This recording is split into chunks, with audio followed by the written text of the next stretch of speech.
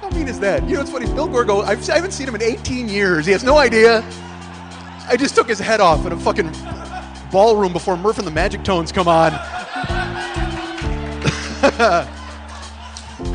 And until then, don't go change it. Schmitty Comes Alive. Available only on the Joe Business page at MikeSchmidtComedy.com.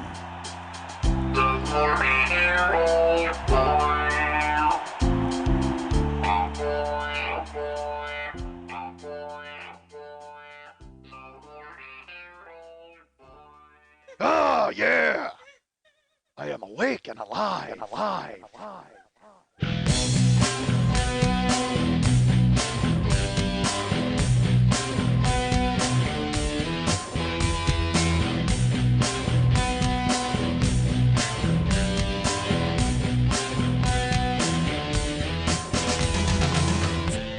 I'm so great, I gotta say it twice and cut it out once.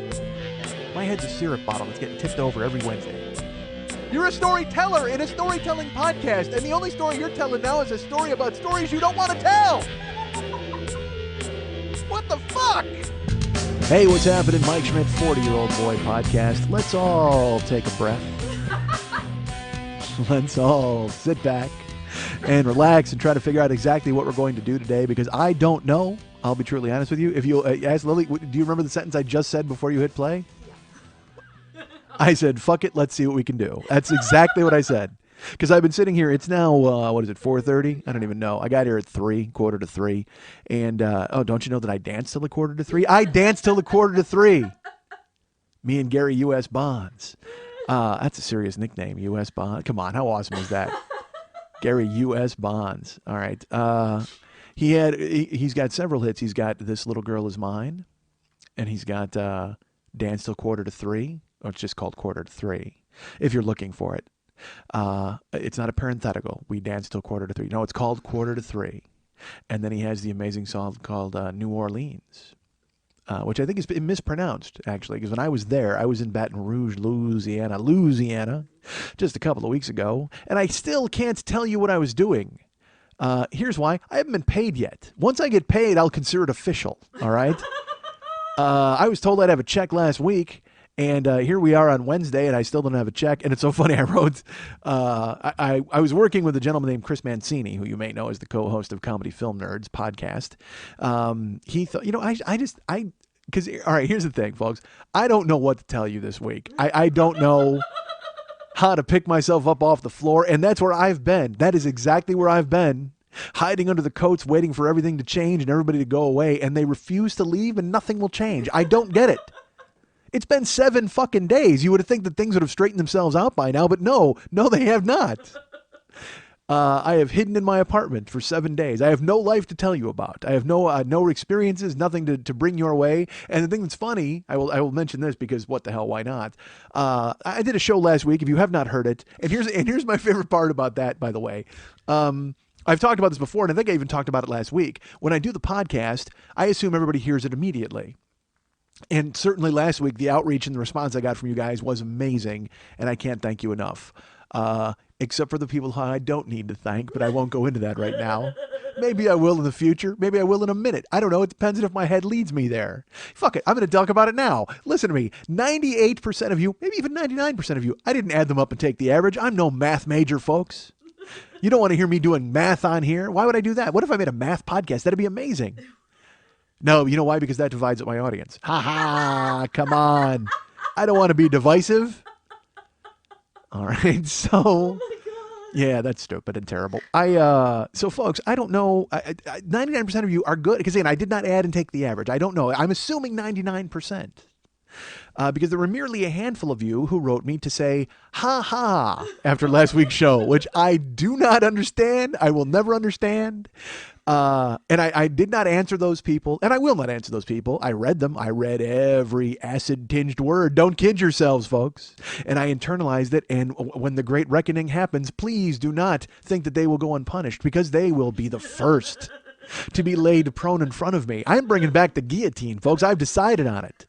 I am bringing back the guillotine, and anyone who questioned me, anybody who wrote some sort of note mocking me or making fun of my circumstance, you are first. We will line you up, and I will throw rolls to the peasants as we watch you get your head fucking chopped off. And you will come up on stage, internet troll that you are, and you'll be like, but I was only kidding. We were only having fun. On your fucking knees and head in the basket. Do I go guillotine or do I go old school poofy pants giant axe guys? I can't decide. Poofy pants giant axe. You know why? Because I can earn the guillotine myself, but why should I have all the fun, right? I got to go old school poofy pants axe guys and bring them up to do some chopping, because then I'm creating jobs, folks. That's what I'm doing. I'm creating jobs for the masses. Certainly there's a circle of peasants enjoying the show. You know what? I got to crowdsource the peasants. That's what I got to do.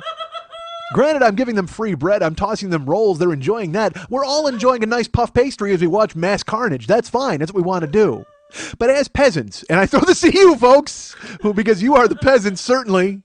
You like your breads and circuses? Well, look, I just said there's free bread. I need you to jump in and tell me exactly what kind of circus do you want. Because the guillotine seems too quick. The guillotine seems too fast. You know what? I go giant old school poofy pants guys with big axes, but maybe I go double blade axe. I got to throw like a curveball in there, right?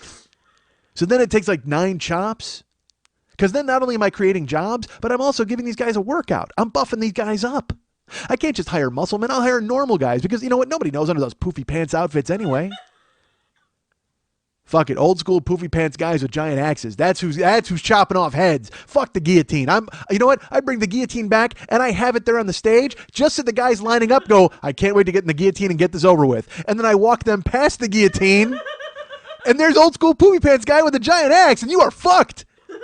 And believe me, that axe blade is just as dull as you said my show was. So enjoy the view from the basket, you fuck. When it takes 9 goddamn chops to get your head off your stubborn shoulders.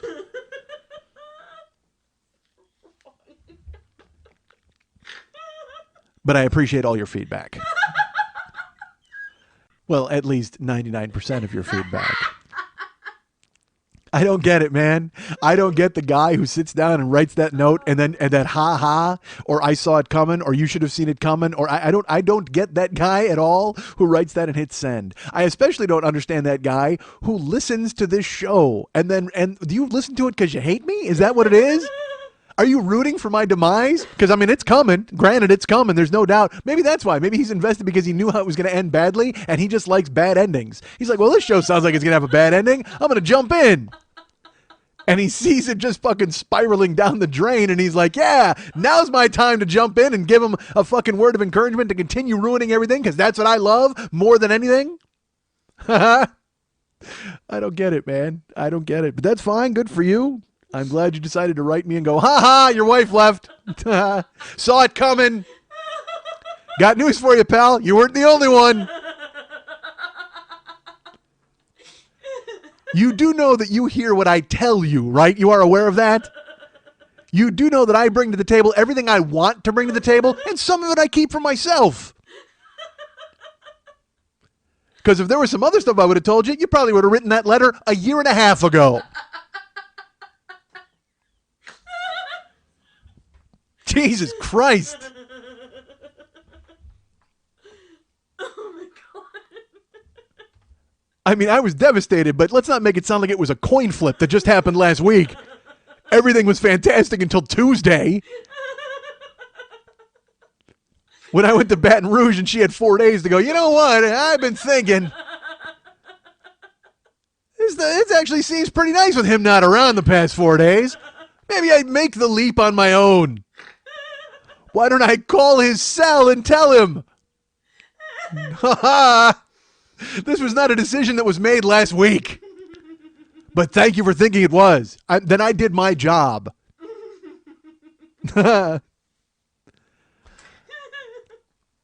I'm in that weird, it's funny because it's like nobody knows how to talk to me right now. Nobody has any clue on what to say. Nobody knows how to fucking, say anything to me. And that's fine. I understand it because it's a fucking weird situation. And the thing is, I wind up apologizing for it more often than not. You know what I mean? Where you're just trying to talk. Like, it's when I say I try to talk people out of listening to the show all the time, when people are like, hey, I heard you got a podcast. You wouldn't like it. I mean, 99% of the people enjoy it, but you might fall into that 1%. And the last thing I need is a note from you in 6 months telling me you saw it coming. What I really love are people who write me and like, because he gave me a laundry list of reasons why she left, which was great because apparently he's met her. I should say they've met her, because there was a few people who actually kind of sent me notes with their, as if they were playing Clue. Like, my game is Clue. Oh, it was Karen with a rope in the conservatory. You're right. Why didn't I see it coming? This guy gives me this fucking long-ass list of why I should have seen it. Yes, I get that, dude. I live my life and tell you about it. I understand that. Crazy. So crazy. Crazier than me, if that's even fucking possible.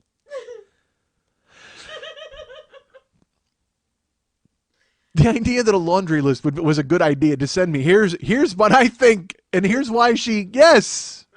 Good for you. Fucking Sherlock, put down your fucking magnifying glass. You solved it. And I don't write those people back. I read it. I do read it and then just hit delete immediately, because what's the point? I mean, granted, I copy and paste their email address because for the reckoning, as we've all talked about, but but I haven't even written back the cool people yet, like everybody else who was real nice and reached out to me. But that's the thing, is nobody knows how to talk to me. I had to do a web thing because I wrote a blog last week because there were so many of you who were nice and reached out that I actually had to go to the blog, because I mean, and that's why I even wrote. I go, look, this is a big deal if I'm blowing the dust off the internet blog and trying to fucking revitalize that, because I couldn't write everybody individually at once because everyone was great and they all reached out. So I wanted to write like a blanket statement that everybody could see. So I threw that up on the internet, and then I had to get Farmer Ryan on the phone and talk to him about the web. So he and I are exchanging emails and stuff about, hey, can you check this? Yeah, I'll check that. Well, I checked this. Did you check that? We're going back and forth. And then I get an email from him, and it just goes, hey, I just listened to the last week's show, and I am crying in my office, and I am devastated, and I can't believe that we were talking about what was going on with your website, and I don't want you to think that I was ignoring it because I hadn't heard it. And I just wanted to tell you now that I heard it, and I want to make sure that you know that I wasn't going. And like that thing where everybody's very nice, everybody's really cool, and they're reaching out, and that's nice, and thank you. But then I felt awkward for Ryan, because it's like, well, no, I can't presume that everyone I talk to knows that everything has been destroyed. So I just go, yeah, everything's fine. You know what I mean? It's like, what's the point? Because I've had people, there are people, because that was what I was getting to in the beginning of the show. I assume that everybody hears this show immediately. Okay. So this show, people consume it they consume it when they want to consume it. So right now, this show is like a time bomb. I mean, like, it's out there. Last week's episode is a time bomb waiting for anybody to hear it. And I'm getting that every single day. Because I got the first wave of people who all listened to the show right away. Within 3 hours of the show going up, people were writing me, which was very nice. But there are people wrote me today. People are continuing to write me all the time on Twitter or personal emails or on Facebook, and just be like, I did not see that coming. I just listened to your show, and so I feel bad that I've planted this landmine, this fucking, you know what? It's an IED, but it's an internet explosive device, and it's just sitting out there waiting for a convoy to cruise by in their truck, and then it's gonna all fucking blow up in their face.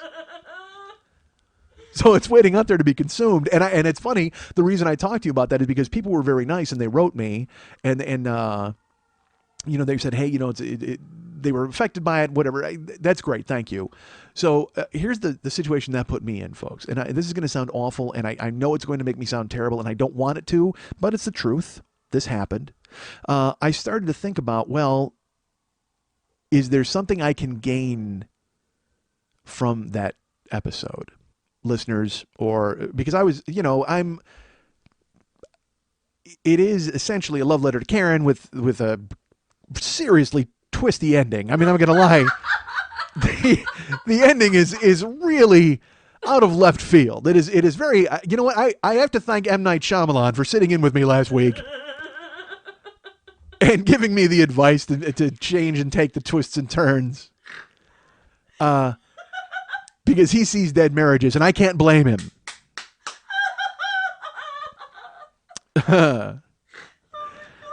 So So I didn't know like what to do, and so I actually people wrote me, and then some people suggested they're like, you know what, this needs to be heard by more people. And our friend Eric Schonborn wrote a blog about it, and our friend Ian Brill was very nice, and he retweeted it. And there were people on Jamie Ditterline. There were tons of people who shared it on Facebook with friends, and we saw that where people started to listen to it, and people I don't even know started to become, and this is my favorite part, people I don't even know started to become my friends on Facebook, like asking to be my friend, which made me laugh because I went, are they becoming my friend because they enjoyed last week's show and they thought that it was something they would be interested in continuing with, or did they just reach out because they're like, Jesus Christ, that guy needs a fucking friend, like now. We got. I don't care because this is the very least I can do. I can send him a friend request and then I never have to deal with him again. I feel like I sort of reached out somehow. I guess he can contact me if he wants to, but he probably won't, right? He won't because God, I heard that show. I don't think he's going to be contacting anybody ever again. Because holy shit, that guy doesn't want to even talk to himself. Or I mean, look, I'll certainly send a friend request. Now we're pals. So all these people reached out to me to become my friend, which was nice. And also, and people joined the fan club. It's just, so it's a weird thing, man, because it was a death. I mean, it was like, everybody, and this show is weird because last week was the funeral and now we're having the wake, right? Isn't that fucking weird? Yeah. Although I guess we had 5 years of wake before that. Really?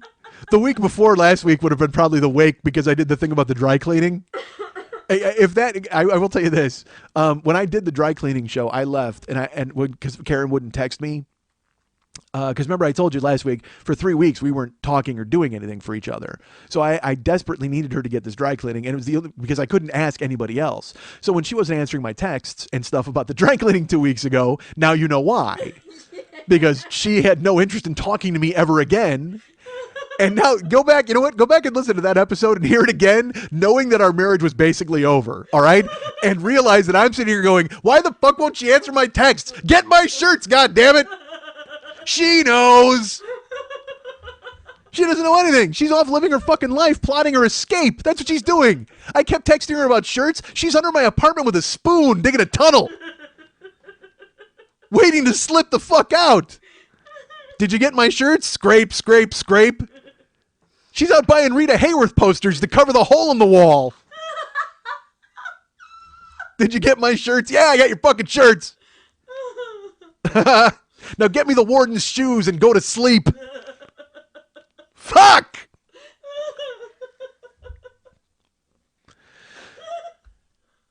So listen to that show again for context when you hear it, because I was worried that I was mad, because I mean you could hear that I'm like, because normally, Karen's the hero and she should be, all right? She doesn't make any mistakes. I'm the fuck up. So I want to make sure that I convey that when I tell you stories.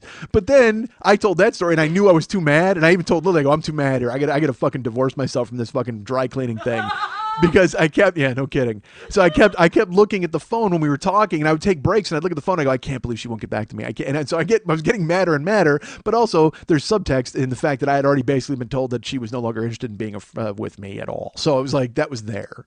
And guess what I did? I asked her to get my shirts.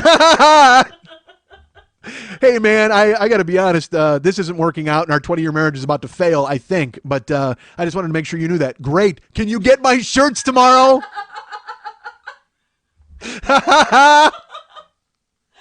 Hey, I think our marriage is failing, and it's because you kind of take advantage of me, and you just look at me as someone who fetches your shirts all the time. Really? Could you do me a favor and grab my shirts? I mean, we'll talk about all the other bullshit later, but I need these shirts. I'm going to Louisiana to do a movie. There are dreams for me in the South. You sit here and get my shirts. What a dick. Pretty close. No, I don't think that was the case. Of course it's not, but it doesn't matter. It's all context. It's what it sounds like. And again, you don't think that, and I don't think that. Guess what? We don't have a vote. There is someone else who probably felt that and went, yeah, I that's it. That'll do it.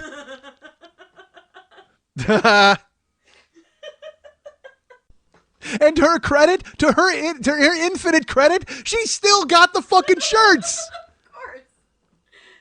Didn't have to do that. She could have fucking got him and cut him up with a fucking machete or whatever the fuck she had. It didn't matter. She still, that shows you what a good person she was still. She still got the shirts. Jesus Christ. Karen Reeder. who crawled through a river of shit and came out clean on the other side.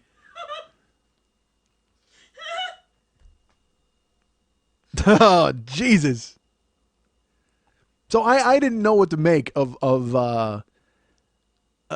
any of this, and you guys were nice and reached out, and then people were saying, "Hey, other people need to hear this and stuff."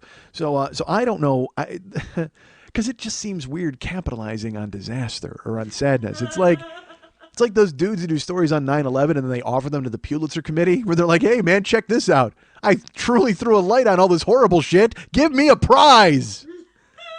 I demand a trophy." And I don't know if there's a podcast Litzer. Is there? I don't even know if there is. But people were nice, and they're like, dude, more people should hear this. And they started to tell their friends, and people wrote me. And so here's what I did, folks, because I'm awesome. I wrote The Onion, because The Onion has, they do reviews of podcasts at the AV Club on a page called Podmass. And because I truly didn't know what to do. Like, I didn't want to harangue people. Again, it seems stupid. I tweeted about it once, and then people write me nice things. And I'm in the camp. I don't know if you follow me on Twitter or if you use Twitter.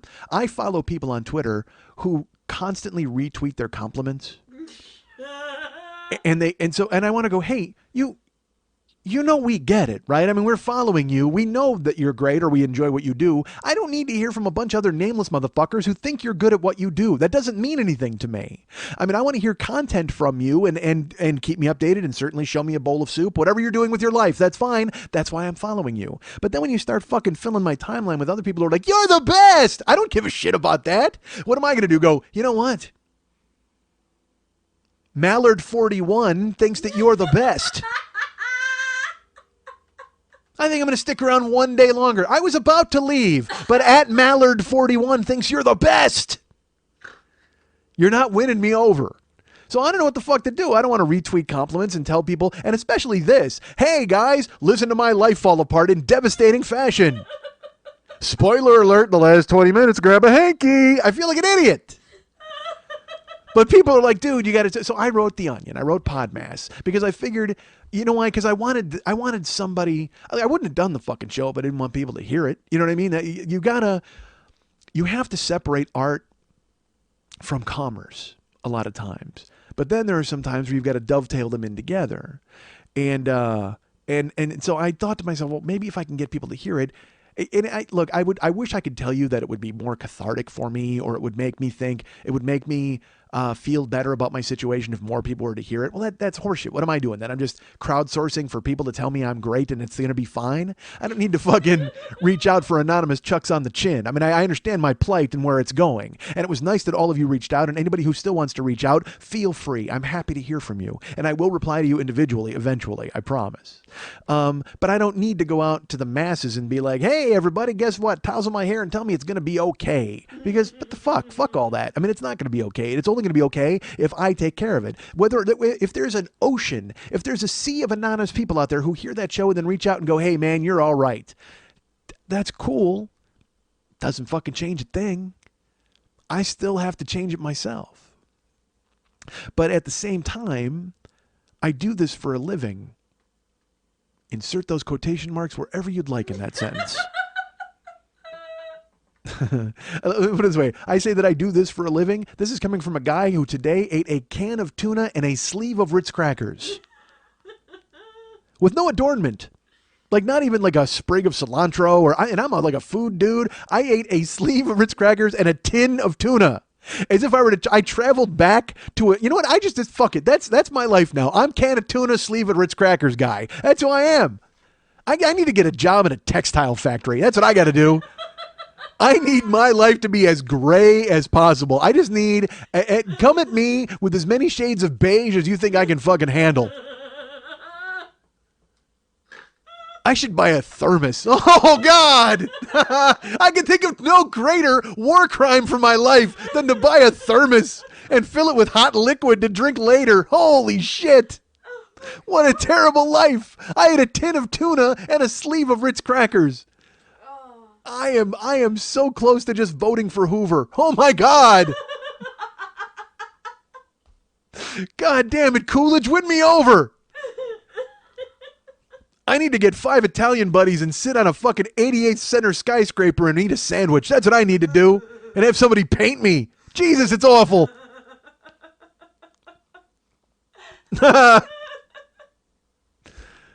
Oh, Christ. I need to hire some urchins to orbit me at all times. I need a monkey and a fucking organ. I need something. Something.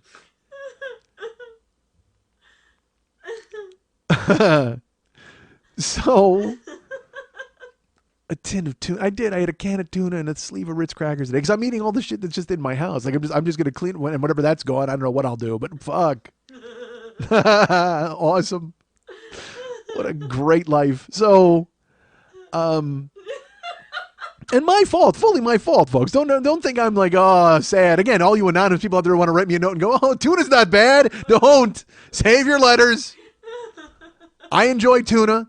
If it means anything to you, it was solid white albacore tuna. I don't fuck around. Yeah, you heard it. Fancy. Well, I wasn't doing the shopping.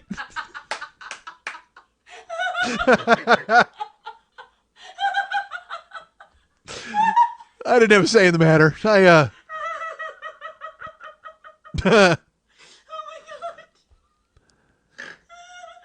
Going forward, I'm sure it'll be cat food, but we'll see.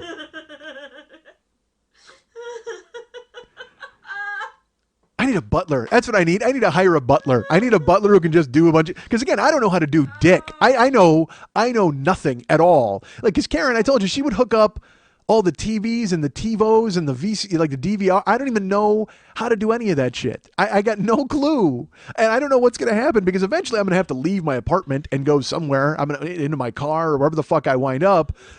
But I'm going to have to disconnect a bunch of shit and I will never know how to reconnect it ever. Ever. What's that thing? I'll loan you my labeler. It doesn't matter what that does. I mean, who cares? It literally behind the television is just fucking spaghetti. I don't even know what the fuck it is. It looks like somebody dropped a plate of angel hair. It's just nothing but cords. There's fuck a picture. That's not going to help me. It will. It won't. Oh my. I need a butler who does shit. That's what I need. That's what I need. God damn it. Oh.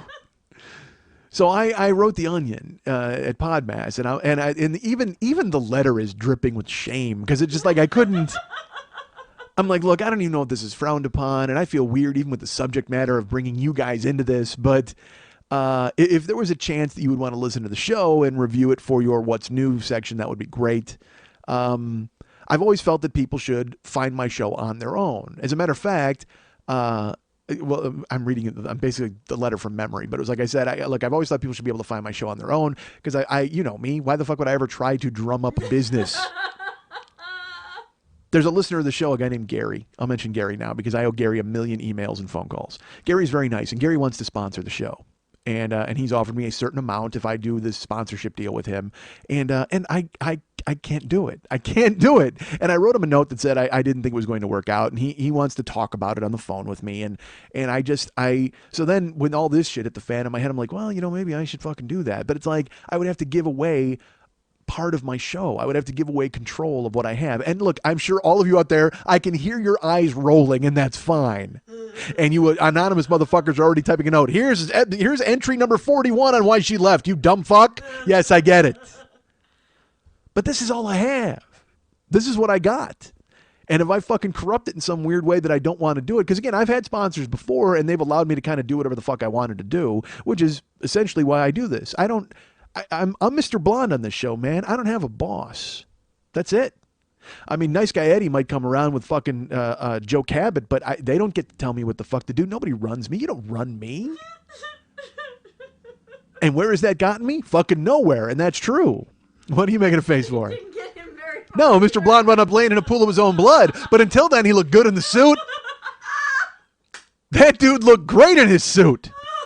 This is my suit. If I look good in this suit, then if I line up laying in a pool of my own blood, at least I had that time of looking good in my suit. Oh, Christ. I don't have a boss, Marvin Nash. Wipe my microphone off on his shoulder. Take that. And if Mr. Orange's got to put a couple in my chest, that's what's got to fucking happen. Because I will find something outside of this. I know I will. I swear I will, right? Won't I? I should. Yeah. I have to. I'm trying. I actually got a call back for a fucking job, and I missed it. Because I was traveling. It was when I was traveling last week. They called while I was on the plane. I called them the next day. They filled 20 positions in the time it took me to call them back. Like, I called them at 10 a.m. the next day. They're like, yeah, I'm sorry, we got these people, but if anybody falls out, we'll call you immediately. I'm like, well, and I even tried the hard sell. I'm like, well, you should bring in a 21st because I would be really good at this. And I was very nice and, again, charming, handsome, and loved, but it did not help. But at least it showed me that people are calling or thinking or writing me back. But I felt bad because then Gary was like, he's nice and he wants me to do this, but I can't do that yet. Let's put it this way. This will sound stupid, probably. If my show was extremely popular, I would be ready to sell out. Does that make any sense at all? At least portions of it, or certain, I would sell coffee all fucking day like Mark does. I would do it. That would be fine. I would trick you into buying audiobooks and tell you to buy fleshlights and tell you, I would sell you, seriously, the list of things that you could stick your cock in that I would sell you would be endless. Oh my God. I wouldn't care. If it was worth it in that position to where I could sell out and it wouldn't really harm me in that way. I don't. But now I'm let's face it, I'm a niche show. I'm here for you guys and you guys are here for me, and that's great. Am I popular to some? My friend Joe Wilson would say we are all popular to a few people, and that's fine. Or no, we're all famous to a few people, and that's true. And I ascribe to that, definitely. But I can't. You know why? Because you guys now, we're like a gang, all right? Like, I think if I told you guys to do shit, you would do it. Like, it's that weird thing. We've talked about it before. Remember where I said if you were on a bus and I said just stand up and take off your shirt and go, and just fucking scream and yell in the face of the dude next to you, you guys would do it. And I feel that. I really feel that from you guys. Like, we're kind of a gang. And I don't want to tell you to do things that I wouldn't do. Does that make sense? So I have to be careful about what sponsors I choose. Whether there's money or there's no money, all that kind of thing, I have to believe in it because I'm going to tell you guys, and I want you to believe in me, and I want you to understand that what I'm saying means something. Because if there was like 100,000 of you, I wouldn't give a fuck because I think there's enough of you who would know me to know that I was like just getting money and just getting paid, and you wouldn't care about it because that's what we all want in the final analysis, right? We all want me to get money. Isn't that what we all want? Yes. So if there was like 100,000 of you out there, I would say, yeah, buy books. They're great. Whatever. Who cares? Nobody cares. And that would be fine. But now there's enough of you to where I think you trust me. So if I told you about something, you'd actually like want to do it, which is weird. That's effective. Like advertisers should want that. They should want to go to a guy who's carrying a switchblade rather than a guy with a cannon. You know what I mean? A cannon's going to be spread out and blow a huge hole and do a ton of damage. But with a switchblade, I can fucking kill you individually. And that means business. Does this make any sense to anybody? I mean, literally, like I'm advertisers should want somebody like me who can reach a tiny audience. That's funny. It sounds antithetical because you want a carpet bomb. You want to go ahead and reach everybody. And then you go, well, we'll get whatever collateral damage out of whatever we wound up carpet bombing. But with me, why does it have to be destruction? Why is everybody dying in my analogies? That's where I'm at. That's where I'm at in my head, folks. Nothing I can do about it. You should want an assassin more than an army. That's my point. So I can't, and it's money, and it's money that I need, and it's money that I would want. And Gary believes in his thing, and that's cool for him and awesome. And I just, when I read it, I was just kind of like, you know what? I don't know if this is a thing that I can go ahead and get on board with, whether there's money or not. And all this is going to do, by the way, is make Gary want to talk to me even more about his thing to convince me why I'm wrong. And I get that because he should be passionate about his thing. But you know what? I'm passionate about my thing. And I'm not sure if I can get Gary's chocolate into my peanut butter at this point. Certainly not for the amount of chocolate he was offering. I think we all know I like a giant bar, folks. So what the fuck? Where was I? God damn it. I was talking about something before I spun off into Assassins and Cannons. Which, by the way, fantastic game. If you've got the Xbox 360, pick up Assassins and Cannons. Bet on the Cannons. The Assassins have no chance.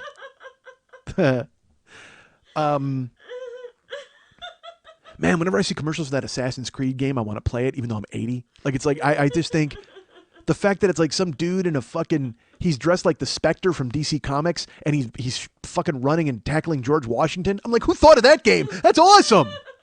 Because you guys know that I've always said we should have like hybrid weird games. Like you should have like One of my favorite ever things at McSweeney's, I've talked about it on here before, was the Philadelphia Flyers have a time machine. It was just this series of stories this guy wrote where the hockey team, the Philadelphia Flyers, would show up in Revolutionary era France for no reason, in full uniform. They would just show up, and then they would have to deal with whatever happened there. And I fucking, just the concept of it is so genius to me. It's like if the 85 Bears went back to the Vietnam War and they just showed up in Saigon in full uniform. Everybody's like, what the fuck? I love just the genius idea, just the phrase alone. The Philadelphia Flyers have a time machine is like my favorite thing of all time. So I'm all for crossbreeding shit. Get a weird assassin dude to tackle George Washington. I'm in. You guys want, you know what? Call me, Assassin's Creed. You want me to sponsor you? I think I just said I will reach one person at a fucking time. I'm the future, folks. I'm the future with no future. How funny is that? So I'm torn about growing this show or certainly tying anything to the back of what happened last week. I mean, I'm not against it. I mean, fuck, I need to buy tins of tuna. I need to get some cash for that somehow. But I wrote The Onion and reached out to them and I said, I think people should be able to find my show on their own. And I even said, because when, I think I talked about it on here, over a year ago, I went into their comments section and I posted about my show. Just kind of like a commercial, like a paragraph to say, hey, look, I have a show. If you want to listen to it, that's fine. And then, of course, they're all like, don't do this here, dick. I mean, they're furious at me. And by the way, I could be misremembering that. There may have been some people who were supportive of it. As I've often said, if you're walking in a parade and everybody's throwing flowers, it's fantastic. The second you get hit with one brick, you run in the house. That's it. So I ran away because I think one person was like, you can't advertise here. Well, it wasn't really advertising. We were all having fun and reaching out and whatever the fuck. Who cares? And I'm bad at the internet. Like if I had the internet in a fish tank, I would keep putting my finger in there until I got bit. Like that's who I am. The internet. And then you know what I would do? I would keep bitching about it when I stuck my finger in there in the fucking first place. I've planted my fucking MTV flag here on the internet. This is where I exist. I should be used to it by now, right? It's like, did you see that kid in the courtroom yesterday who took off his jumpsuit and he had the killer shirt on? And then he was like, the finger that shot your children masturbates to the memory. Fuck you. And then he flipped everybody off and there's gasps in the courtroom and everybody's horrified. And I'm watching it and I'm like, yeah, you guys just met the internet. How is he? Is he a nice guy? That's the internet right there. And it's not all the internet, but literally that guy's just a troll. That's all he is. He was a troll, but he got the troll in person on the news. How often does that get to happen for an internet troll to actually be able to do what he wants? And granted, he's going to go to prison forever, but still, that was... But when I watched it, people were outraged and shocked and it became a big thing and everybody talked about it. I'm just like, yeah, have you never been on the internet? That's the internet come to life. Haircut and everything. Where was I? So I wrote The Onion, and I said to the guy, I'm like, look, but I'm proud of the show, and it's been universally good feedback. So if you guys could listen to it, that would be fantastic. Thank you. And then I think at the end I wrote, please don't listen to it ever. Like I'm like this weird, because I had to get out of it somehow. I had to look like I wasn't trying to capitalize on the saddest moment of my life in some way. So I'm just like, yeah, I don't know if this is a thing, but maybe you want to listen, but maybe you don't. But who cares? Whatever. I shouldn't have even written this. Goodbye. Click delete. Awful. So, and then I hit send, even though I did not want to, but I did. But I did want to. Because you know what? Fuck it. I am proud of what happened last week, but not really. I mean, I am. I wish it hadn't come to that. Because that should have been the final show of the season, or the year. That should have been the final show of the actual podcast, right? When you really get down to it. Shouldn't that have been the final episode? No. I will tell you this about last week's episode, too. Because I didn't know. I mean, what to say or what to do. I mean, I knew what I was going to tell you. But I didn't know how. I mean, that last, the end of it is all from the heart. And the whole thing, this whole fucking show spills out of my head. That's all I am. But the end of the show last week was different. And I stopped and I was like, we're done. And Lily's like, you can't end it like that. I said, why? She goes, because you need to assure people that you're coming back next week. I said, what does that mean? She goes, well, all right, let's get into this too, a little bit about last week's show. And it's funny, I say I don't want to dwell on it, but the show's about my life. So I have to dwell on it because that was kind of the major It's going to be the defining moment of probably the rest of the year, I would assume. Don't you think? Well, not the episode itself, but certainly what triggered the episode. Yeah. But so I did the show last week, and people wrote me then, and they were like, "Hey, did Lily know what you were going to talk about when you got there?" And no, she didn't, because I didn't know what I was going to say. I mean, I still had no idea. I knew I was going to structure it the way I did, but I didn't know when it would end or in what direction, or I had no idea what was going to happen. So I was making decisions on the fly, and so I didn't want her expecting. And also, let's be honest, if I would have told her that, because Lily and I, I love Lily. She's my friend, and she loves Karen. We're all friends. So if I would have told her this before the show, she would have sat there the whole show thinking about it. It would have been a thing, and it would have made her sad. She and I actually would have had to talk about it before the show, and who knows what I would have done then. Would I have been, and honestly, it would have made me maybe not want to talk about it on the show, because I would have been like, look, I'm done talking about this now. There's no point. So I kind of kept her in the dark, because, Alfred Hitchcock says that if you have a hotel and you see people eating lunch, and then you blow it up, there's just an explosion. That's a terrible shock, and the entire audience doesn't know how to react, but you've shocked them, and they're stunned, and you get that out of them. However, if you show the audience the bomb, and then you spend 10 minutes having a discussion, the entire time the audience is going, what the fuck, get out of there, what's going to happen with the bomb? So I chose not to take Alfred Hitchcock's advice last week with Lily, because she would have spent the entire time wondering about the bomb. And I also didn't know when it was going to detonate. I had no idea, so she would have had no idea, and she would have had her pretty much tormented, wondering when I was going to get to it, if I was going to get to it, why would I even bother getting to it after she and I had talked about it. I didn't want to do that to her. So instead, I chose to spring it on her in such a way where she sat here, the look on her face when I stole a glance, because I did the end of the show with my eyes closed last week. All right, so I whatever. And is this, should I even be telling people this shit? Like, I mean, do they care? Nobody cares, right? Everybody cares. You care. Everybody cares. It's just behind the curtain stuff that I don't know if it means anything. But it's what I have to talk about to you this week. Unless you want to hear about Bachelor Mike lying in his house watching Kojak eating pizza. Do you want that? Because that certainly happened. To the point where I waited until 3 o'clock in the morning to bring 3 pizza boxes to the garbage, because I didn't want people to go, oh, that's what he's been doing with his fucking week. Because there's a Pizza Hut a quarter mile away from me, and I walked up there and grabbed a pizza and walked back 3 times this week. Because I didn't want to venture any further out. Like I didn't want to go anywhere or do anything or see anyone. I already had the uncomfortable talk with my landlady, who had to come up because things are happening quickly, folks. Names are being removed from leases and things are being taken that I didn't know was happening, but I sat there and I'm watching it all unfold. So I chose not to bring you that. I mean, I guess I could. I mean, I should just tell you that, because you know who I am now? I'm the old guy from Up. That's who I am. That's my entire life. I'm the old guy from Up, and I sit in my house and I stare at a picture frame and I'm just waiting for a fat Boy Scout to come along with balloons and steal my house. That's all I'm waiting for.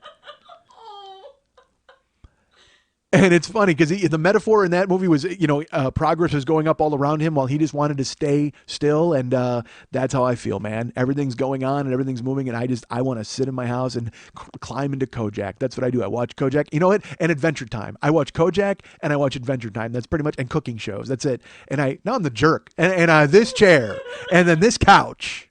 But I watch Adventure Time. I can't stop watching it. Goddamn, Adventure Time is awesome. Jake the dog and Finn the human, they're awesome. Princess Bubblegum.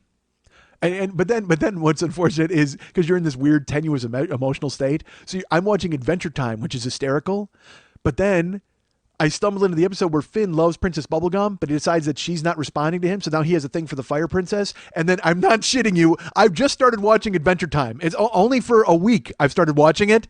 Yesterday, there's an episode where Finn has to tell Princess Bubblegum that she's jerking him around because he was in love with her, and now he's not in love with her anymore, and he has to make a play for the Fire Princess because she didn't respond to his emotional state. And I'm like, wait a minute. I'm watching a cartoon on the Cartoon Network, and now I'm sobbing again? What the fuck? Hey, Finn the human, climb on Jake the dog and go visit BMO, all right? Do something with your life. God damn it. Go visit Billy and then fight the Gumball Guardians. Do something. Go to the Candy Kingdom. Let's all be happy. Can we do that? I gotta watch you break up with Princess Bubblegum because Fire Princess is now who you're and you were in love with, and then he did it, and he did it in the right way where he's like, I was in love with you, and he starts screaming, and then Jake the dog is like, you don't deserve to make him unhappy. I'm like, wait, what did I stumble into here? So then I wondered, for just a second, I wondered, am I making this up in my head? Is that what's happening? I had to pause it and go, is there alternate dialogue that I'm creating in my skull? Nope.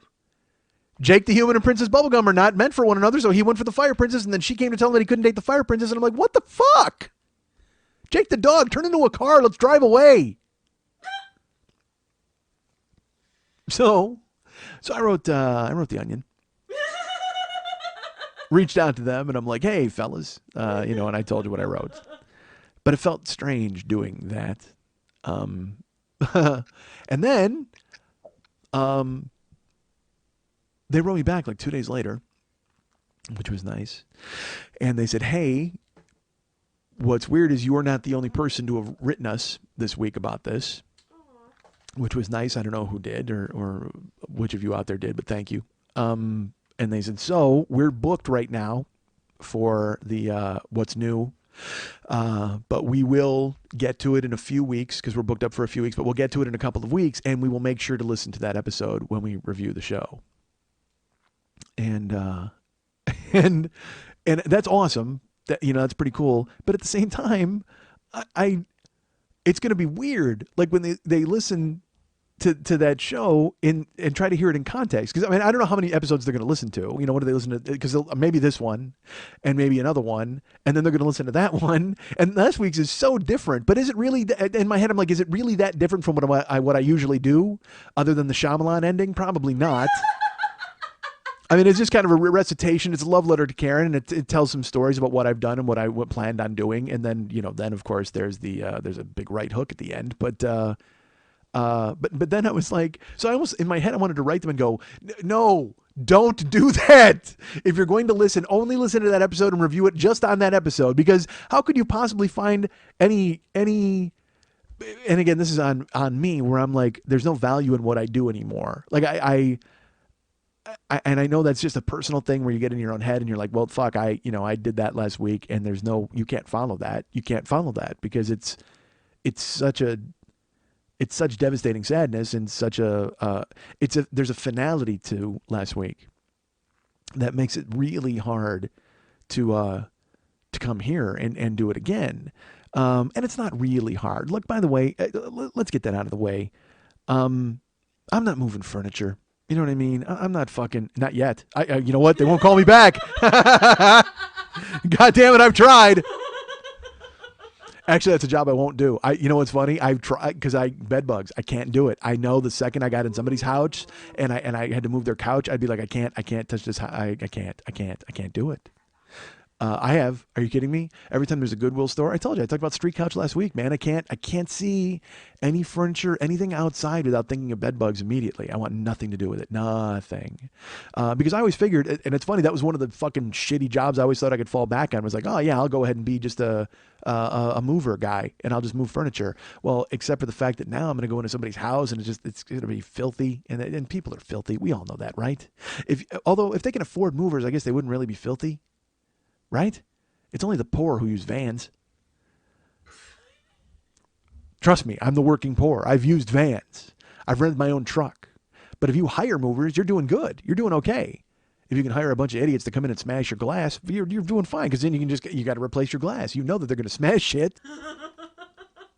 And by the way, how quickly did the guys at The Onion turn this show off the second it went into the tangent about moving furniture? I can't.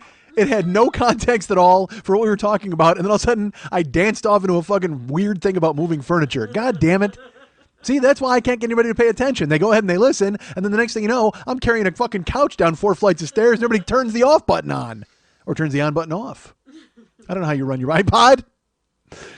So I didn't want them to listen. I know that sounds stupid. I immediately regretted it because I wanted to talk them out of it because there's I mean, last week was so different. And if they listen, I hope they listen to that one and then listen in order. Like, I don't want them to listen to like this jackassery that we've just spit out.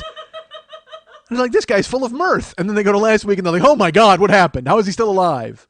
But I don't know. So it was nice of them. So apparently they will listen at some point, until they hear this part. Although I think they've been in spats before with guys. Like I think Tom Sharpling got into a thing with them or he got into it with the commenters on that site. And I think that's awesome. I just think everything should just be an internet spit fight. That's what we should just do. Everybody should just spit in their hands and then slap the internet in the face. That's what we should do from now on. Everybody should just have a goddamn internet spit battle royale.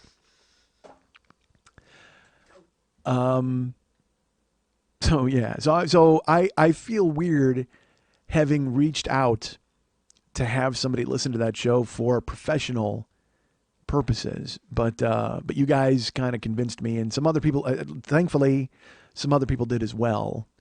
But I will be honest with you, once they said I wasn't the only person who had written them, that made me sad because it made me want to say, see, other people had reached out, so now I don't have to be the professional guy who goes ahead and tries to promote his own fucking show. Now, see, the gang went ahead and did it. They grabbed their switchblades and they stabbed the onion. Good for you guys. I didn't even need to pull my switchblade out, but I did. So thank you, whomever contacted them. And I hope they give it a listen because then, like I said, I wanted to write them this long note going, wait, you don't understand in the context and then my show. And then if you think about it, I like have this stupid explanation, but instead I just wrote, I appreciate you taking the time. That's literally all I wrote. Because look, I think we all know that when it comes down to it, I'm all about brevity.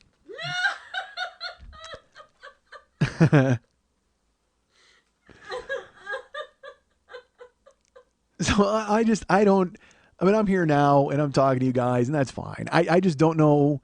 It's that weird situation where nobody knows how to talk to me. Nobody knows how to reach out. Lily's been nice. You know, she's reached out and she's like, hey, you should come out to a couple of shows or if you want to have breakfast or you want to do anything. And I do, but I don't, you know what I mean? I'm still trying to piece everything together. But the thing is, I don't have any time to piece anything together. I will tell you that too. That's kind of a problem because, you know, in addition to what has happened, as we all know, that unfortunately Karen has left and that has left me in this situation emotionally, financially, I need to make something happen like quick because, you know, when she left, that's fine. But that adds a whole new financial aspect to what's going on because we got to split things and then we got to hire guys and then I guess we got to file things and I don't fucking know. I just know. Again, my butler left. She took off. You know, she actually wrote me a note. I haven't talked to her. She wrote me one letter and she's like, we got to do this. We got to do this. And in my head, I'm just like, fine. I don't care. Just tell me what to do and I'll do it. I don't have any interest in making this difficult for anybody at all. It's already hard enough. I don't want to make it harder. I just, you know, hey, fuck, this isn't moving furniture. All right. So, so she's reached out and said, hey, we got to do all this stuff. And it's all stuff that I didn't think needed to happen right away. But man, this fucking snowball is rolling downhill. I did not know it. And I am on skis trying to stay ahead of it. And I don't think I'm gonna. I think eventually I'm going to get blasted by it and wind up at the bottom of the fucking hill and not knowing what the fuck hit me. But it's happening, man. And so I got to deal with it, which is fine. But other people, you know, they try to approach me and they try to talk to me. And like I mentioned Ryan, I probably shouldn't say that Ryan wrote me and said he was crying or whatever the fuck. It was probably just figurative. He didn't mean it. He was just being nice. And also I don't want everybody to be like, oh, your internet guy's a pussy. You know what I mean? That seems rude. You never know. Well, but who knows? The internet ghosts will write me a note. Rule number 41, why she left. Your internet guy is a pussy. There you go. Fuck you. Old school poofy pants with a giant axe. Take him out. Ah, damn it. Oh my God. Typing furiously. So then Ryan, after he wrote me that nice note, which I mentioned, and then he and I talked on the phone after that because we were trying to figure out what happened is I did the blog and people wrote comments on the blog and I have to approve the comments because otherwise, you know, there are spam robots and tons of internet minions who try to get out there and write, you know, hey, great story, bro. Here's something about, you know, how to make money at home, all that bullshit. Which, by the way, if you have those, send them to me. I need to know how to make money at home. I'm not going anywhere. Because financially, honestly, like I said, she bailed and that's fine. And then all this other shit's happening and I don't even have time. Like I had a friend of mine wrote me and he's like, hey, are you okay? And I said, I don't know. I don't have time to not be okay because I got to pay my rent and I got to make my car payment and I got to figure out where the fuck money's coming from because I'm not working. So I got to figure out where everything's going to go and what it's going to do. And now I got to start doing that thing where I contact people that I sort of know and go, hey, have you heard of anything? It's just awful. All of it's going to be terrible. The rest of this year is going to be so bad. And thank God the Onion's on board, right? I'm so happy that they're now going to review my show every week. Oh, fuck. Now I'm in with the Onion. That's awesome. Maybe they introduce me to Jim Ankower. Maybe they can introduce me to him. Just, hold on, amigos. Maybe I can call Jean Teasdale. What's she doing? I could date her, right? I just look forward to the fact that the next year is going to be all terrible podcasts and the Onion has finally discovered the show. Finally. The Onion is like, yeah, you know what? Let's go ahead and give that guy a listen. Holy shit. I can't wait to read those reviews every week.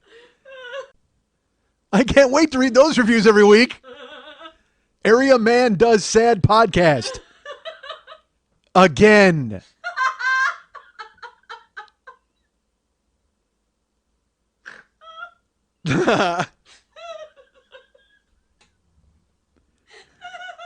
You guys can get me at Mike at MikeSchmidtComedy.com. You can follow me on Twitter at twitter.com/the40year-old boy. You can be my friend at facebook.com/the40year-old boy. You can be our friend Lily Von Stup's friend at facebook.com/Lily Von Stup. Our friend Dave Hernandez, it is all the music and the artwork for the show. Be his friend at facebook.com/David Mex Hernandez. You mentioned my Twitter address. You can follow Lily at three different Twitter addresses now. Twitter.com/Lily Von Stup. 5 different ones. I'm plugging 3. Twitter.com/Lily Von Stup, Twitter.com/MNTs, and Twitter.com/FN Happy Hour. You can find her all of those places. However, if you want to write her a personal note and find out how many naked pictures of herself she showed me today, I did. you can write her at Lily at burlesque411.com. That's Lily, Lili, at burlesque411.com.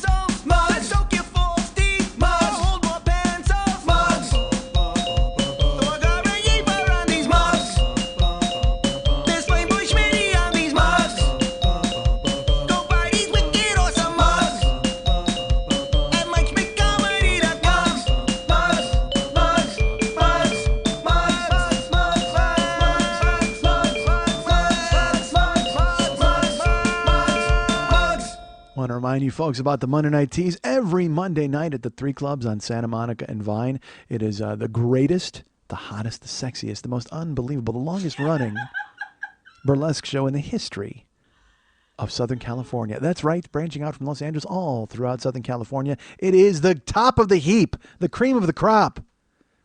number 1, the Duke of New York. That's the Monday Night Tease at the 3 clubs on Santa Monica and Vine every Monday night at 10 o'clock. And I happen to know the producer of that show. She's a close personal friend. I've actually seen her naked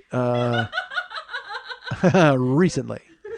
You can go ahead and talk to our friend Lily Von Stup, who's right here right now. Hey, Lily, how are you? Hi, Mike. How you doing? I'm good. I will tell you this, folks, too. I did not know what I was going to do today. I was like, because, what is there to tell you? We got through it. We jackassed through it. That's fine.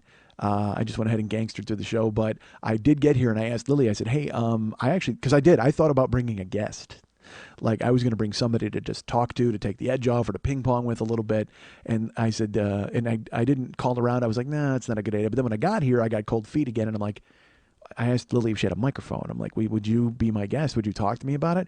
She's like, what, you want some weird on-air therapy session? I go, well, not that. We can just talk. And she's like, that sounds great. I'll find a microphone. I said, really? She goes, no. She goes, you'll be fine. Just talk. Because yeah, well, that's what I was kind of talking about that earlier when I said last week she put her producer hat on when I finished, and she's like, you need to have a different ending. because you need to convince people that you're all right. Not different. You need to add. You wanted me to You add. didn't change anything. No, but you wanted me to add something that had a little bit of hopefulness, a little to cast a little light on it. You don't want people to think you're going to go home and put a plastic bag on your head. Well, I wouldn't. First of all, I wouldn't do it that way anyway. But secondly, but someone did think that. Here, all right, let's deal with this. No, I'm going to autoerotic do it. No, fuck that. No, it's funny because. Getting my mimic of that. Well, I know exactly. Come on, I know your faces. That was your Mike. You're going to kill yourself by autoerotic asphyxiation face. I know that face anywhere. So, and what's funny is people, like I said, people don't know how to talk to me, so they all reached out to me in a weird way. And someone did. There are people who someone did reach out, and I was talking to this person on the phone, and they said, look, I need. Are you okay? And we talked for like an hour, and then they said, hey, I just want to make sure that you're not going to hurt yourself or do something like that. And I said, that's ridiculous. Why would you even think that? I mean, I don't know how weak and pathetic you think I am, but that didn't even enter on my radar screen. And there was silence. And then this person said, because I actually had those thoughts when this sort of thing happened to me. So I was reaching out to you to see, and I can't even get grief right. I can't. Someone who I barely know reaches out to me to talk, and was very nice, and that was cool. But then, of course, I ruin it by doing that, by calling that person a pussy, basically. No. I know no, but for our purposes, yes. And then people like. So anyway, I was talking about Ryan. He then had to talk to me on the phone after what had happened, and we talked and we organized the comments. And then he sent me a note and he's like, "Hey, sorry about on the phone earlier. I know I was weird and I kind of made things weird and I just don't know how to." And it's that thing where I'm like, dude, you made nothing weird. I've made everything weird. All right, everybody, because now everybody's kind of on eggshells. They don't know how to approach me and how to say things. And then there's people who are just like, there's a listener named John. And he wrote me. I don't even want to give his last name in case he's fucking married or whatever. But he's like, hey, Thai hookers are on me. Like if he's like, serious. If you just want to go to Bangkok and work your way through some Thailand hookers, the whole thing's on me. That's awesome.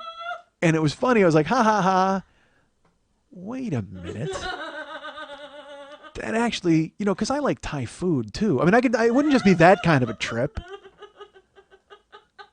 I mean, because there are those moments where in my head I'm like, I gotta hate fuck something. Seriously, I mean, but it's been 20 years. I don't even know if my fucking pool stick works on a new table. I have no idea. I mean, the felt's different. I don't know if I'm gonna get a true bounce off the cushions. I have no idea.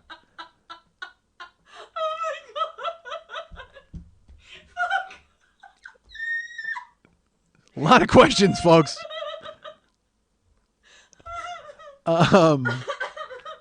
So John, I will write you an email. Because you got to do that for the story, right? You got to do that just for the fucking story. All right. Now I'm Gary Glitter. My marriage ends and I become Gary Glitter. No. Hey. So our friend Lily Bunched Up produces the Three Clubs show, the Monday Night Teas, and the Friday Night Happy Hour. How were the shows this past week? Will you tell me? Well, I did. I came to the Friday night show. They're good. They're well attended. People seem to enjoy them. Friday night show was great. That's the Monday Night Teas boiled down to its essence. It's a different feel. It's a sexy tight show. Yeah. Yeah. It was all of those things. I enjoyed it. Yeah. And then Rob did his balloon stuff. It was good. I had a good time, and it was happy. Then we went out coincidentally, we had Thai food afterwards. Yes, we did. So that was good. I appreciated it. Sorry I didn't get the hookers. Well, Eddie and I did get there early. Well, I wouldn't doubt it. And then I did not come last night. I was going to. I had planned on meeting you for breakfast afterwards because Lily's just trying to get me out of my house, which is, a chore at this point. I barely walked to get the mail. You know why? Just because you feel that everybody's doing that look at you and that judgment and that weird, they're not. Nobody is really, but it doesn't matter. In your head, you're so full of fucking shame and failure and everything else that you're just like, God damn it, I got to keep my head on a swivel to make sure nobody's going to come out here and say, are you okay? Because you know what? Eventually, I'm going to answer it. Instead of just nodding and going, hey, everything's fine. I'm going to go hide in my dark apartment again. Where I'm carrying out pizza boxes in the middle of the night and sleeping in a chair. Because the bed smells like her. Yeah, whatever. Get used to that, folks. That'll be coming up periodically. So the show was good Monday? It was good last night? Yeah. And was it a theme show or were you involved? Did you host? What'd you do? I showed up and looked pretty. No, that's good. It was a Doc and Stumpy show, so it was really fun. Good. And you've got shows this week, so you've got the Friday night happy hour coming up this week, and who's involved?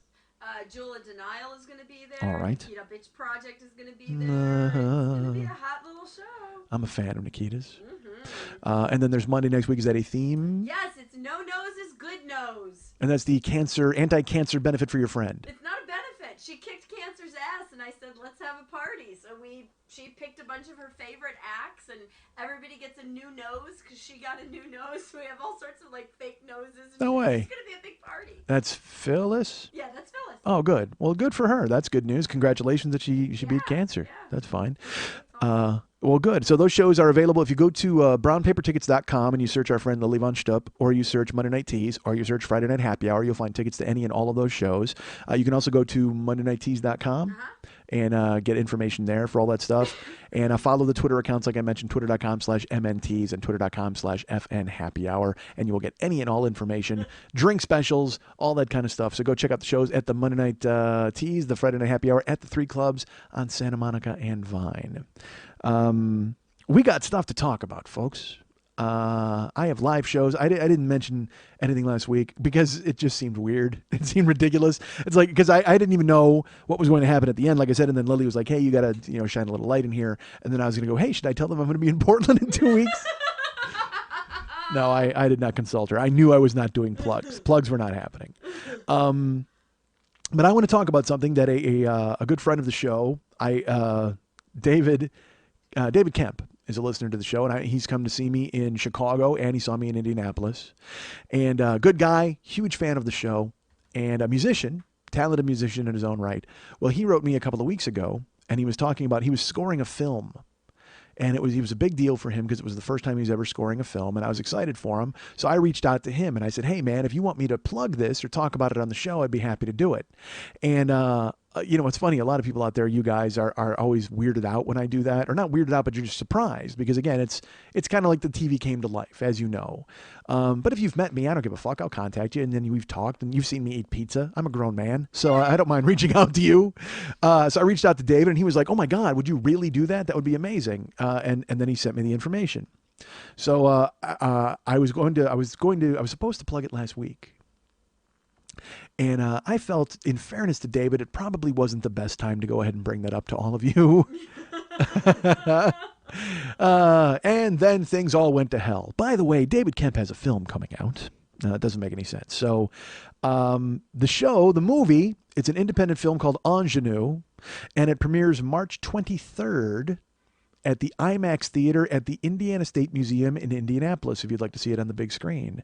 Eventually, there will be a DVD. If you can search Karmic Courage, Karmic, Courage, Courage, and he said to search it. I think he means to search it in Google or search it on the web to get the DVD. But again, if you want to see it on the big screen, it's called Ingenue, and it premieres March 23rd at the IMAX Theater at the Indiana State Museum in Indianapolis. And is that tomorrow or Saturday?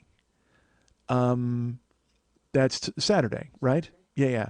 I say tomorrow because you guys are hearing this on Thursday, but today's Wednesday and whatever. So remember that you can search Karmic Courage to get the DVD, and you can also go to davidkemp1.bandcamp.com. davidkemp1, the number 1.bandcamp. I'm not saying it properly because I sound like I'm from Pittsburgh all of a sudden. My voice is shot. davidkemp1.bandcamp.com. DavidCamp.com for the soundtrack. The soundtrack's $8, or you can name your own price for it, and a portion of every sale goes to the Fatherless Foundation, with 100% of the first 25 sales going to the Fatherless Foundation. So first 25 sales, all of the money goes to the Fatherless Foundation, and after that, a portion will go to the Fatherless Foundation. Every sale, a portion of it. $8. Name your own price. DavidKemp1.bandcamp.com. David believes very strongly in adoption and adoption services, and I think he's involved pretty hands-on with it. So that's one of the reasons why they're benefiting the Fatherless Foundation. So if you want to see the film, March 23rd at the IMAX Theater at the Indiana State Museum in Indianapolis, that's the film Ingenue, or you can search Karmic Courage to get the DVD, and also the soundtrack is available at davidkemp1.bandcamp.com. $8, or name your own price. Do it for our friend David Kemp, who has made the trip to see me in Chicago and see me in Indianapolis, and I owe the man. Remember that you can come and see me live in a couple of venues right now.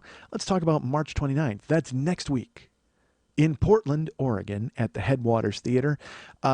Tickets are still on sale, and they are moving slowly like Uncle Joe at the Petticoat Junction, but you can pick that up, folks, if you go ahead and buy some tickets, because when I come to town, look, I don't just come to your town for giant biscuits. I don't just come to your town for huge, weirdly tasting donuts, awesomely tasting donuts covered in cereal. I don't just come there for pok Thai food with some spicy boar collar with a garlic sauce. I love all of those things, but I come there to entertain you and to meet you and to trick you into buying t-shirts. So you need to come on to the show March 29th at the Headwaters Theater. That is next Friday. Tickets are on sale now at brownpapertickets.com. Search me, search the 40-year-old boy, or search Headwaters Theater in Portland and grab yourself a ticket, a seat to that show in Portland next week, March 29th, Friday night, 8 o'clock. Also, the week after that, and yes, it is just 2 weeks away, and don't think that I'm not fucking freaked out about it. In 2 weeks, I will be taping my CD for A Special Thing Records in San Francisco at the Darkroom Theater on Friday night, April 5th. Show is at 8 o'clock. I still don't have a hotel room there yet. Gotta look, gotta find it. Priceline is not helping. But I will do that. I will go ahead and get my hotel room. And you know, it's funny. I mentioned going to the Giants game and to the A's game. As we all know, the financial holocaust has arrived, so I don't know if that's going to work. But then Lou, who was going to go to the game with me and then backed out, once I did the show last week, he's like, hey, I think I can actually make that Giant game. And part of me is just like, did I guilt-sad this guy into going to a baseball game with me? No. His wife's going to sit home on her birthday because he feels bad and he wants to chuck me on the chin? I don't want that happening, Lou. You don't know where I've been, Lou. You don't know where I've been. Oh, we like it here, Lou. I just want to do a podcast where I scream lines from Fight Club. That's all I want to fucking do. It's very clever. How's that working out for you? What? Being clever. Fucking love that line. All right. You don't know where I've been, Lou. So Lou, take your wife out to dinner or something. Don't fucking feel bad for me. I'm not going to kill myself at AT&T Park. Although, unless that's why you want to go and you want to see that happen. Holy shit, I've never seen a guy I know actually commit suicide in a public venue. What if I immolated myself monk style? I ran up to second base and doused myself in gas and set myself on fire? That's fucking awesome. No. That's the way to go. No. All right. Really? You're talking me out of it? I love that part of it, too. No. Do it. Autoerotic asphyxiation is the way to go. I could combine them. I run out to second base. I cover myself in gasoline. I light a match. I jerk off and gone. Oh my god. Died with a fiery cock in his hand. Yes, I'm in now. Yeah, see? Good for you. As long as you're touching yourself when you go. Oh my god. So you can come to the Darkroom Theater. Tickets are on sale at brownpapertickets.com for the taping of the CD for A Special Thing Records. That's April 5th.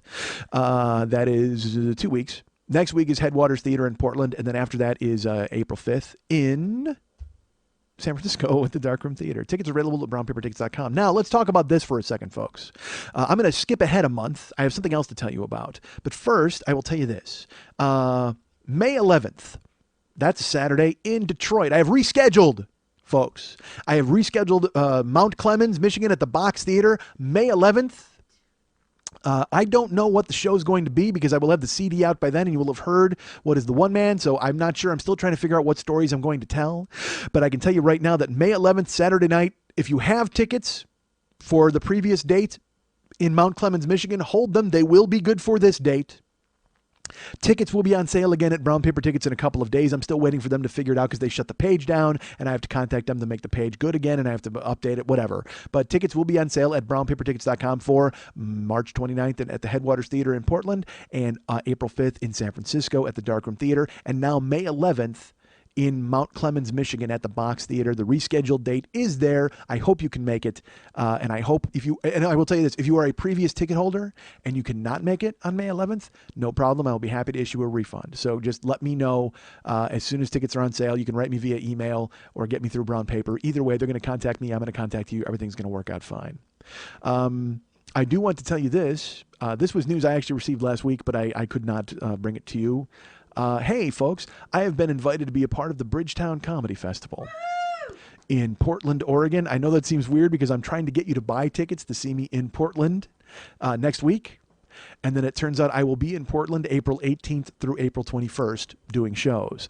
I will tell you a little bit about that. I am coming to town. I will be doing stand-up shows at night. There is no schedule announced yet for Bridgetown, but I do know this. I will be doing stand-up shows at night at different venues, but I am definitely doing a solo show of the 40-Year-Old Boy sometime Saturday or Sunday, and they like to schedule those during the day because they don't want to conflict with the stand-up shows at night.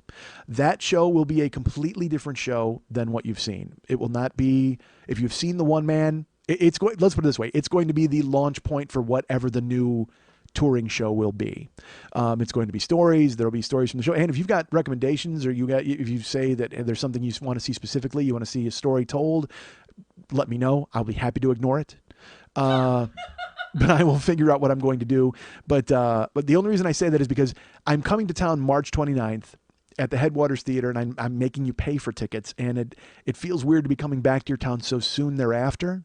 But I want you to know that if you come see the 40-Year-Old Boy show at Bridgetown, it will be completely different from the one you see on March 29th in Portland at the Headwaters Theater. So the one at the Headwaters Theater is the one where we're getting ready for the CD, and it's kind of a continuation of the previous one man, The Success Is Not an Option tour, whereas the one at Bridgetown is going to be something completely different. I don't know what it is yet. I'll figure it out. It might be stories you've heard from the show, and who knows, maybe something terrible will happen in the next 2 weeks, and I'll craft something out of it for the show.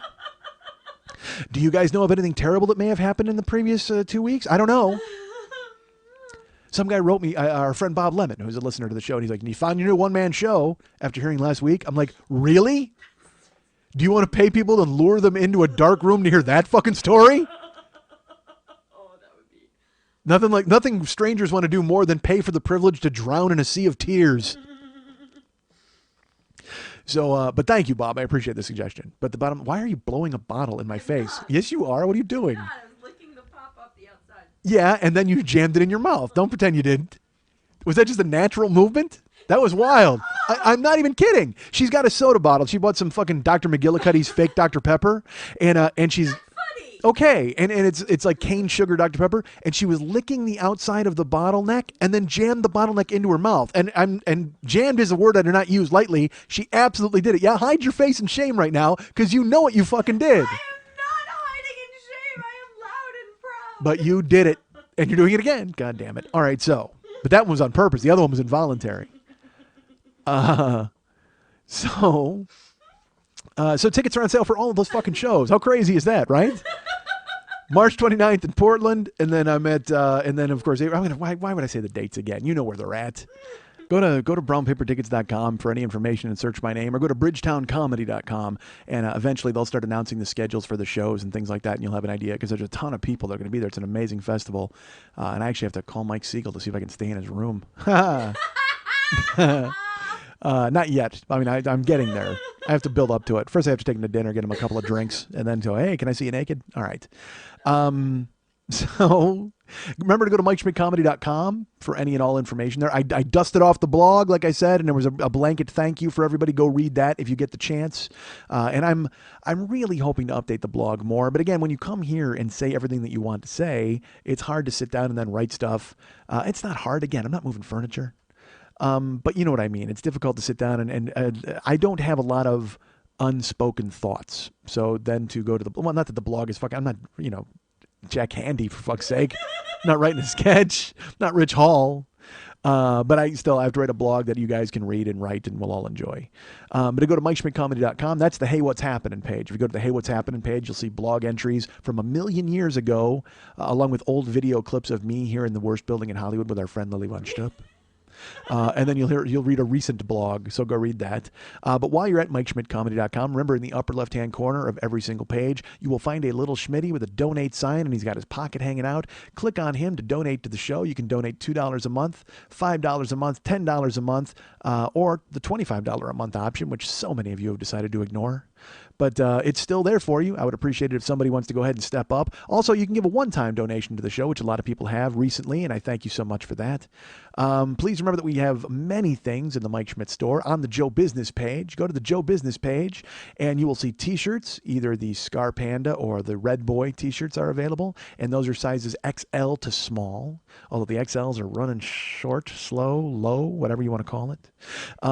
Please remember that the Schmitty Comes Alive download is available. That was me live at the Los Angeles Podcast Festival, and it was 90 minutes of a story you have not heard on here, so go ahead and grab that. I would appreciate $5 for an audio download.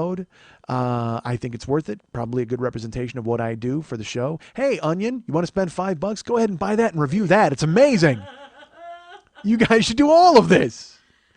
Please remember that while you're at the Joe Business page, we also sell the mugs. We have Fireboy and Thorgar and Yeet mugs available. And we also have tweakedaudio.com/40. I mentioned earlier, there's a lot of sponsors who've contacted me. I've passed on a lot of things that I felt didn't make sense. Tweakedaudio.com/40 has been there with me a very long time, and I believe in them and their products. They've been really cool to us, supported the show, and I will have a giveaway with them starting with year 6. Not now, in a month, but we'll figure it out, and I'll go ahead and start giving away some earbuds to you guys. That would be great. They were really cool to do it before, and it's something I like doing with them. So please support tweakedaudio.com/40 and grab some earbuds for yourself or a friend. So that's shirts, that's mugs, that's earbuds, and then Schmitty Comes Alive. Please remember we have signed artwork from the show, either the Explosions of Id or we can actually start selling, I think, the timelines, the Facebook timelines, and then there's the actual show art. If you want that, it will be autographed by myself and my friend Lily Von Stupp and the artist, the very talented David Hernandez. So go ahead and order artwork there on the site. And also, please remember that year 1, Year 2, Year 3, and Year 4 of this podcast are available individually, or you can buy them all together as part of the Podcast of the Caribbean set. That is the price of 3, and it's 4 years for the price of 3. So it's $75 to go ahead and grab Year 1, Year 2, Year 3, and Year 4. I would appreciate it if you did that. And hey, Onion, if you're looking to spend more than $5, go ahead and grab all. What if you did that? You know what? Maybe the AV Club goes ahead and just has a 40-year-old boy retrospective article, not even a weekly retrospective, where they just, hey, this year in this day in 40-year-old boy history, this week in 40-year-old boy history. Oh my God, I'm so glad you guys are on board. This new partnership with The Onion is taking off. You know, the partnership we forged when they answered my email. We're in business together, damn it. Oh my God. But it's good that I need them going forward, because there will be shows going forward. I had a lot of you people contact me. There were people who were very nice who they were like, hey, man, take some time off or take some weeks off, or, man, are you even going to be doing any more shows? And man, I have to. I fucking have to, because this is my job. I mean, this is what I do, literally. This is what I do for a living, quote unquote. But I can't desert it. I can't let it go. And I'm, you know what? I'm shocked and ashamed of you folks for thinking that I would possibly leave this behind. How could you do that? How could you turn on me? Because you didn't do that in a movie, right? If you watch your favorite movies when shit hits the fan for the hero, you don't go, well, this is over and walk out. No, you watch to the end to see the big rally. And that's what this is, folks. We're ready for the big rally, right? Because this was Boogie Nights. Sure, right now, I'm sitting in a room with John C. Reilly watching a Chinese guy throw fucking firecrackers in the air while Alfred Molina tries to suck on a bullet. But you got to stick around, folks. You don't just walk out at that part. You stick around. You got to wait for me to stand up in my white suit and hang my cock in front of a mirror, because I'm a star. I'm a star. I'm a star. I'm a big, bright, shining star. You can't go. This doesn't just happen. I'm not going to pack it in. This isn't Almost Famous. If it was Almost Famous, this would be the part right now where maybe the plane is going to crash, and you're thinking to yourself, well, the plane is going to crash. They're all going to die. You wouldn't walk out. You'd stick around, because I got to stick around. I still got to interview Russell Hammond. I can't go anywhere. I have to stick around and interview Russell Hammond, goddammit. That man's a golden god. I need to hear what he has to say. You don't just fucking storm out in a movie when you think it's over. You thought it was over? You thought I was going to fucking hang it up? I don't think so, folks. If this was Lethal Weapon, yeah, sure. I'm chained up inside of a brick wall and Endo is electrocuting me right now and I'm fucking screaming and calling him out. But you know what? You can't fucking just walk out because it doesn't end with Endo electrocuting me. I still got to fight Gary Busey. You guys can't fucking leave. This podcast isn't over until you see me standing in a front yard with a fire hydrant broken and all this fucking water in the air. And Busey looks at me and he goes, hey, you want a shot at the title? This podcast doesn't end until you hear me say, don't mind if I do. And I throw Busey in a fucking figure four headlock. God damn it, this podcast isn't over.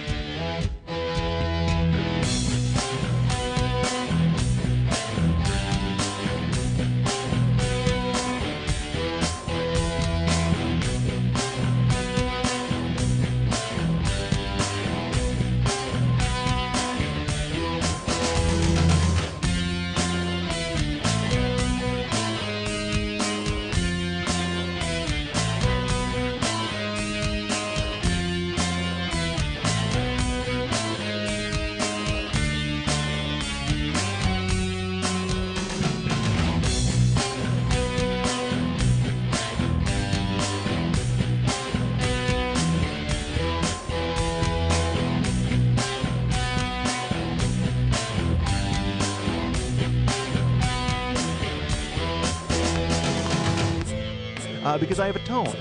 Because you know why? Because I talk quickly and I don't fucking think. That's why. I think that's what it means when you have a tone. Is you don't fucking bother to care what comes flying out of your goddamn mouth. I try to grow the show and I want people to get on board and they're like, I listen to it and you talk too fast. Really, I talk too fast. How the hell else am I supposed to cram all of this into a small 3-hour window? Dude, there's no script. I just go with this shit on the fly. It makes me laugh. If it doesn't make you laugh, turn the fucking station. And by turn the station, I mean turn the wheel of your car right into a guardrail. Jesus fuck.